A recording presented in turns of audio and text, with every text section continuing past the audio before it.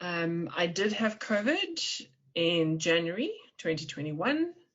I know we got it from my husband's dad, who died of undiagnosed COVID. We knew he had a cold. He had gone to the doctor. The doctor said it wasn't COVID. He was not tested. And my husband raced over one night. It was actually the 1st of January. Raced over to go to the house where his mother was quite panicked because something was wrong with his dad. My husband ended up giving his dad CPR for about 40 minutes until the ambulance arrived, in which they declared him dead. And that's how my husband contracted COVID. When he came home, we had a discussion, obviously a very traumatizing evening, had a discussion about the potential of it being COVID and that we would socially distance just in the house, because my mother was visiting from Johannesburg and his mom had come to stay with us after the death of her husband. So we all sort of maintained social distance as much as we could. But within a week, my husband was sick, and a week after that, I was sick. And by then, both grannies had gone home, and we sort of tried to isolate as best we could at home once we had tested positive. Very difficult when you're feeling really sick with a 2-year-old who is still bouncing off the walls. And we managed okay for the first nearly 10 days, and then things started going south, and I got very, very sick. And it was very, very scary. And as a mother, you know that 15% of people are dying, and you're getting worse by the day, and are you one of them? And what you're going to do with your daughter, how is your husband going to cope without you around? And all of these are very real thoughts that run through your mind. And my husband and I had to have that talk about what happens if one of us passes away. So it was a terrifying time period. Mackenzie, my daughter, also got a bit sick. We never got her tested for COVID, but she had 1 or 2 of the kiddie symptoms that they get, but it was 2 or 3 days of grumpiness, and then she was fine. Needless to say, she watched a lot of TV during those days because you just cannot function. You can't breathe. You are out of breath just walking to the loo. It's horrible, and it's very painful in various ways. So physically draining, besides being immensely fatigued, the physicalness of having a toddler around where you have to go and make your toddler food or get a juice, and those basic things become very, very difficult and challenging.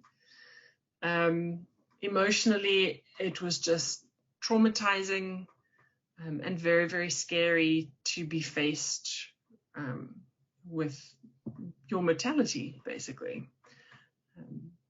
And I think that for all of us as a family unit, we actually experienced a bit of PTSD once we were recovered, and are still faced with a bit of that, especially when the fatigue sets in and it's 2 months later after you've been sick. I was hospitalized on the 21st of January.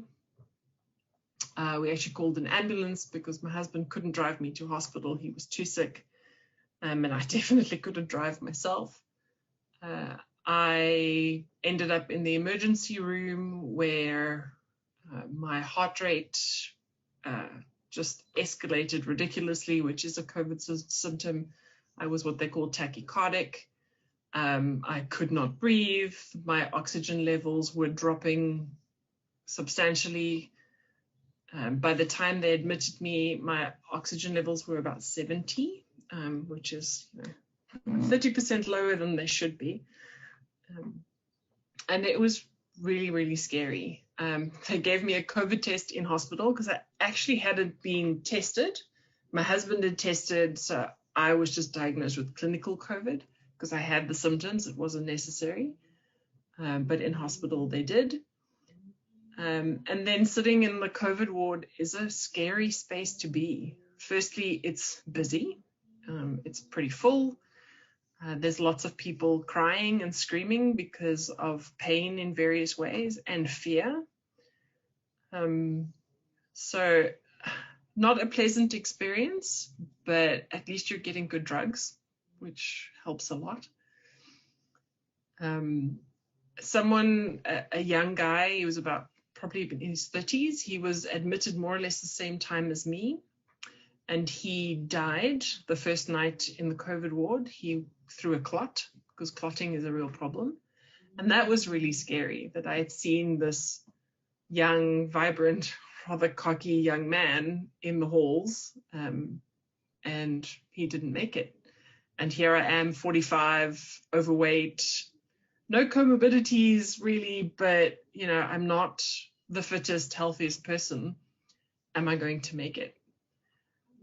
So again, faced with my own mortality consistently. But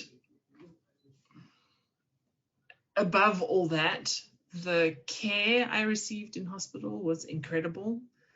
I have never been in hospital a couple of times in my life, but I've never experienced the care that I experienced in the COVID ward.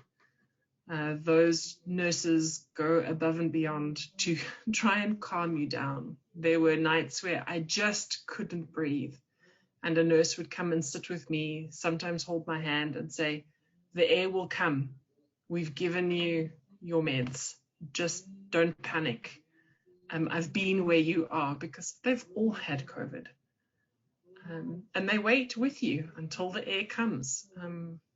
It was an emotional and very scary time.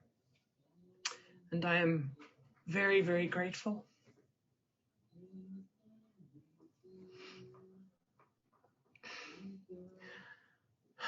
Grateful to them every day for helping save my life. So my message to them is just thank you.